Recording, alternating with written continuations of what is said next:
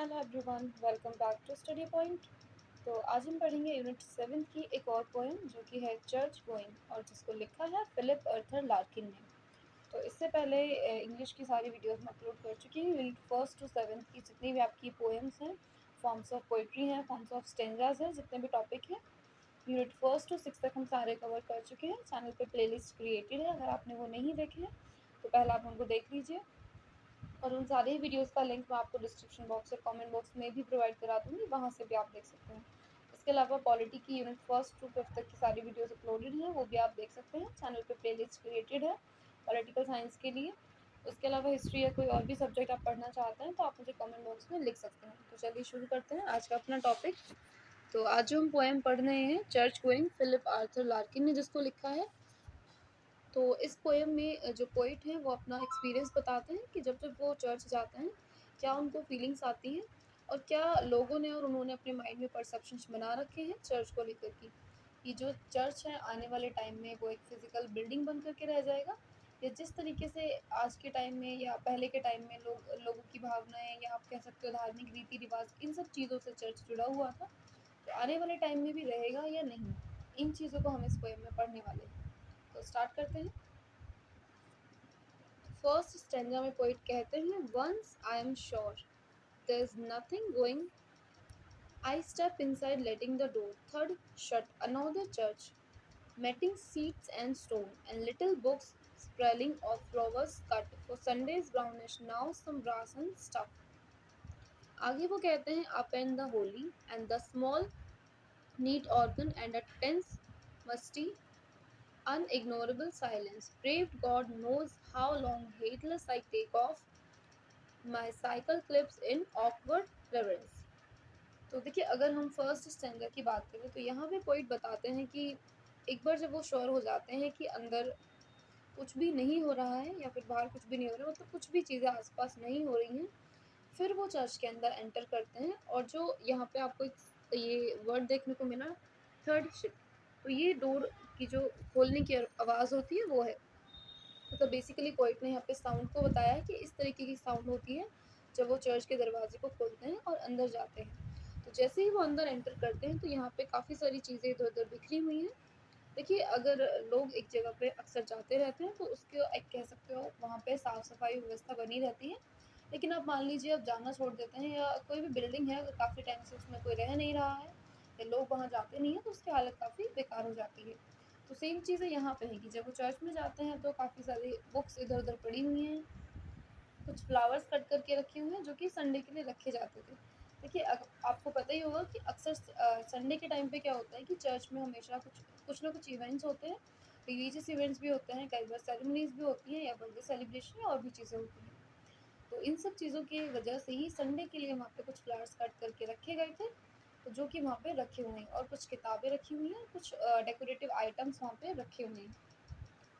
तो आगे जब वो बढ़ते हैं तो उनको वहाँ पे नज़र आता है एक स्मॉल नीट ऑर्गन, जो कि एक आपका इंस्ट्रूमेंट होता है चर्च में। अक्सर आपने मूवीज़ में या अगर आप चर्च गए होंगे तो आपने ये चीज़ें देखी होंगी वहाँ पे। तो एक स्मॉल ऑर्गन वहाँ पे रखा हुआ है और काफ़ी सारी चीज़ें हैं और एक अलग ही वहाँ पे शांति है। तो कहते हैं कि वो इस तरीके की शांति है कि आप उस शांति को भी इग्नोर नहीं कर पाओगे। फिर वो आगे बढ़ते हैं और अपनी हैट को निकाल देते हैं और यहाँ पे उनको काफ़ी ज़्यादा अजीब लगता है। मतलब वो सोचते हैं कि जिस थिंकिंग के साथ वो हमेशा चर्च आते हैं कि चर्च आने के बाद एक पीस ऑफ माइंड उनको मिलेगा, लेकिन अक्सर उनके साथ वो नहीं होता है। तो हम कह सकते हैं कि जो पोइट हैं हमेशा शांति की तलाश में चर्च जाते हैं, लेकिन उनके मन को वो शांति नहीं मिल पाती है। तो आगे देखते हैं क्या क्या रीजंस हैं।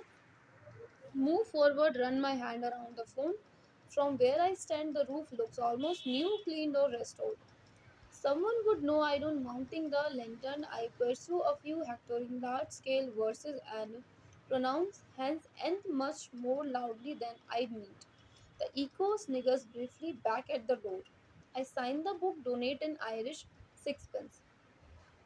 ठीक है, फिर पोइट कहते हैं कि वो आगे बढ़ते हैं और आगे बढ़कर की जो जो चीज़ें उनको नज़र आती हैं सभी चीज़ों को वो ऑब्जर्व करते हैं और वो सोचने की कोशिश करते हैं कि पहले भी इन चीज़ों की यही इम्पोर्टेंस होती थी और क्या आने वाले टाइम में भी ये चीज़ें सेम रहेंगी। तो यहाँ पर उन्होंने आगे एक चीज़ और की है कि जिस तरीके से बुक्स होती हैं चर्च के अंदर, तो बुक को साइन करते हैं। और यहाँ पे क्योंकि जो पोइट है वो एक आयरिश पोइट है, आयरलैंड से बिलोंग करते हैं, तो आयरलैंड करेंसी का एक कॉइन है जिसको यहाँ पे वो डोनेट करते हैं। और काफ़ी ज़्यादा वक्त वो अपना चर्च में बिताते हैं, इधर उधर घूमने में, चीज़ों को देखने में और सोचने में। तो देखिए, अगर हम फॉर्म की बात करें तो ये जो पोएम हम पढ़ रहे हैं ये आपकी ड्रामेटिक मोनोलॉग है, क्योंकि अगर हम देखें तो कोई भी सेकंड पर्सन यहाँ पे नहीं है। तो अगर आपको नहीं पता है कि ड्रामेटिक मोनोलॉग क्या होता है, तो ये हमने डिस्कस किया था इंग्लिश की यूनिट फर्स्ट में, जिसमें हमने 8 फॉर्म्स ऑफ पोइट्री को वन बाय वन डिस्कस किया था। तो सेपरेट फॉर्म्स ऑफ पोइट्री पे सेपरेट सेपरेट वीडियोज़ हैं, आप उनको देख सकते हैं। लिंक आपको कमेंट बॉक्स और डिस्क्रिप्शन बॉक्स में मिल जाएगा। और इस लेक्चर या किसी भी लेक्चर की पीडीएफ अगर आप चाहते हैं तो टेलीग्राम चैनल ज्वाइन करके वहाँ से आप एक्सेस कर सकते हैं। चैनल का लिंक आपको डिस्क्रिप्शन बॉक्स में मिल जाएगा। तो चलिए आगे बढ़ते हैं। Yet stop I did, in fact, I often do, and always end, much at the loss like this, wondering what to look for. Wondering too when churches fall completely out of use, what we shall turn them into. We shall look a few cathered chronologically on, show their parchment plate and fikes in locked cases, and let the rest rent free to rain and shape. Shall we avoid them as unlucky places? देखिए, इस stanza में poet कहते हैं कि वो आगे बढ़ते बढ़ते अब रुक जाते हैं। पहले वो सारे चर्च में घूम रहे होते हैं और अब वो यहाँ पे रुक गए हैं और वो सोचते हैं कि I always come here to gain something, मैं हमेशा यहाँ पे आता हूँ कुछ गेन करने के लिए, लेकिन हमेशा मुझे ऐसा फील होता है कि मैंने कुछ खो दिया है। देखिए, खोने का मतलब है कि जिस पीस ऑफ माइंड को वो यहाँ ढूंढने आते हैं वो उनको नहीं मिलता है, तो एक तरीके से सिर्फ उनका टाइम लॉस हुआ है, उनकी फीलिंग का लॉस हुआ है। तो फिर वो बैठ कर के सोचते हैं कि आने वाले टाइम में क्या चर्चेस की इम्पोर्टेंस यही रह जाएगी? चर्च के अंदर जितनी भी चीज़ें रखी हुई वो देखते हैं, प्लेट्स हो गई, पार्चमेंट हो गई, पेपर हो गई, या जो भी चीज़ें हैं, कैंडल्स हो गई, तो जितनी भी चीज़ें चर्च में रहती हैं, तो वो सोचते हैं कि आने वाले टाइम में इनको केसेस में लॉक कर दिया जाएगा और ये जो चर्च है ये केवल और केवल रेन से बचने के लिए या फिर अपने शीप्स और कैटल्स को यहाँ पे स्टे कराने के लिए यूज़ किया जाएगा। तो shall we avoid them as an unlucky places, हो सकता है कि आने वाले टाइम में लोग इस प्लेस को अनलकी मान लें, क्योंकि अक्सर आपने देखा होगा कोई भी घर है या मंदिर है, अगर काफ़ी टाइम से वहाँ पे लोग नहीं रह रहे होते हैं, वो बंद होता है, तो आसपास के लोगों में एक परसेप्शन बन जाता है कि शायद यहाँ पे कुछ नेगेटिव एनर्जीज रहती होंगी, लोग यहाँ पे नहीं रहते हैं, तो हो सकता है काला जादू हो गया, या जैसे भूत प्रेत में लोग विश्वास रखते हैं, तो लोगों का मानना होता है कि वो सब चीज़ें यहाँ पे रहती हैं और अब ये एरिया या ये प्लेस अनलकी बन गया है। आगे चलते हैं। नेक्स्ट स्टेंजा में पोइट कहते हैं, और after dark will reviews women come for to make their children touch a particular stone, pick samples of a cancer, or on some advices night, see Walkley or dead one, power of some short or other will go on in games and riddles seamlessly at randoms, but superstitions like beliefs must die, and what remains when this belief has gone? Grass widely, pavement friendly, and buttressed sky. तो आगे poet कहते हैं कि हो सकता है आने वाले टाइम में यहाँ पर कुछ औरतें आएँ और वो आकर के अपने बच्चों से कुछ पर्टिकुलर स्टोन्स को टच करने के लिए कहें, क्योंकि हो सकता है उनको लगता है कि इन स्टोन्स को टच करने से उनके बच्चों में अगर कैंसर है या कोई और भी डिसीज़ है तो उसका क्योर, एक उसका इलाज उनको मिल सकता है। और हो सकता है यहाँ पे रात में इन गलियों में या इस चर्च के आसपास डेड लोगों को घूमते हुए देखा जाए। Power of some sort or other will go on, games, riddle, seeming at random, जैसा आप देखते हैं कि पुरानी जगह या पुरानी चीज़ों के बारे में लोग अक्सर पहेलियाँ या सवाल या कुछ ऐसे गेम्स बना लेते हैं, जैसे आपने अक्सर हॉरर सीरियल्स में या टीवी जो वेब सीरीज़ वगैरह होती है, मूवीज़ में देखा होगा कि आपने देखा होगा पुराने घरों में जाकर अक्सर एक लोग गेम खेला करते हैं, जो कुछ कुछ आपका लूडो चेस टाइप का होता है। तो उसी टाइप के कुछ गेम्स, पहेलियाँ, ये सब चीज़ें ही रह जाएंगी। और जो एक सुपरस्टिशंस पावर है, जो लोगों के बिलीफ है, शायद उनकी यहाँ पे हत्या हो जाएगी। मतलब लोगों का जो एक भरोसा होता है अपने ईष्ट में, मतलब अपने भगवान में, अपने देव में, जो एक धार्मिक धारणाएं, विश्वास होते हैं, वो सब धीरे धीरे खत्म हो जाएंगी और रह जाएगा तो सिर्फ एक पेवमेंट। और ये जो चर्च है, इसमें पूरे चर्च में घास हो जाएगी और एक कलरलेस या एक बटनलेस सा स्काई यहाँ पर रह जाएगा। आगे बढ़ते हैं नेक्स्ट स्टेंजा की तरफ। A shape less recognizable each week, a purpose more obscure. I wonder who will be the last, the very last, to seek this place for what it was, one of the crew. The top and jot and not what roads loof were.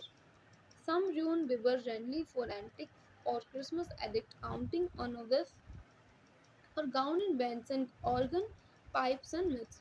Or will he be my representative? देखिए आगे poet कहते हैं अभी इसमें poem में आपके total 6 to 7 stanzas हैं. अभी हम जो पढ़ रहे हैं वो आपका फोर्थ स्टैंजा है. इसमें पोइट कहते हैं कि वो सोचते हैं कि आने वाले टाइम में ये चीज़ें जो अभी रिकॉग्नाइजेबल हैं बट आने वाले टाइम में इन चीज़ों की पहचान एकदम कम होने वाली है. और वो सोचते हैं कि वो आखिरी व्यक्ति कौन होगा जो इस चर्च में आएगा और लोगों को इसकी इम्पोर्टेंस के बारे में बताएगा और जो खुद भी इसकी इम्पोर्टेंस से अवेयर होगा. फिर आगे वो कहते हैं कि जैसे पहले के टाइम में क्या हुआ करता था कि लोग यहाँ पे क्रिसमस सेलिब्रेट करने आते हैं, तो इसी तरीके से क्या आगे भी लोग यहाँ पे क्रिसमस सेलिब्रेट करने आएंगे. पाइप्स, ऑर्गन्स, मरा, ये सारे इंस्ट्रूमेंट्स हैं, क्या इनको प्ले करने के लिए कोई यहाँ पे आएगा या मेरा कोई रिप्रेजेंटेटिव होगा जो आकर के इन सब चीज़ों की इम्पोर्टेंस को समझेगा और सोसाइटी को भी समझाने की कोशिश करेगा. नेक्स्ट संज्ञा में पोइट कहते हैं bored uninformed knowing the ghostly स्टिल disappear yet tending to the straws of ground throw suburbs scrub because it held unsplit so long and equally what since it's found only in separation, marriages and birth and death and thought of those for whom was built these special shell. For though I have no idea what this accounted showed buried in wood, it pleases me to stand in silence here. देखिए last stanza में poet अपने thoughts को summarise करने की कोशिश करते हैं और वो कहते हैं कि अब यहाँ खड़े होकर साइलेंस को मैं महसूस कर पा रहा हूँ और वो सब चीज़ों को समराइज कर पा रहे हैं कि किस तरीके से जो चर्च है वो लोगों के लिए इम्पोर्टेंट है. कि जब लोग सेपरेट होते हैं मतलब डिवोर्स वगैरह लेते हैं तो वो यहाँ पर आते हैं. मैरिजेस होती हैं तो वो यहाँ पे आते हैं. बेबीज़ का बर्थ होता है या किसी की भी डेथ होती है तो इन्हीं सारी चीज़ों से रिलेटेड जो इवेंट्स होते हैं चर्च में होते हैं. तो अगर आने वाले टाइम में चर्च की इम्पोर्टेंस को कम किया जाता है तो शायद ये जो सेपरेशन है, मैरिजेस हैं, इवेंट्स हैं या फिर आप कह सकते हैं रिचुअल्स हैं उनकी इम्पोर्टेंस भी कम हो जाएगी.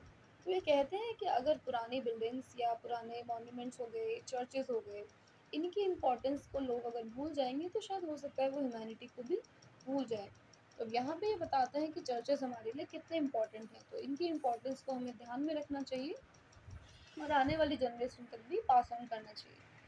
अब नेक्स्ट सेंटर में पोइट कहते हैं a serious house on serious earth it is in whose blent air all our compulsion meet are recognized and robbed as destinies and that much never can be obsolete since someone will forever be surprising a hunger in himself with it to this ground which he once heard was proper to grow wise in if only that so many dead lie around.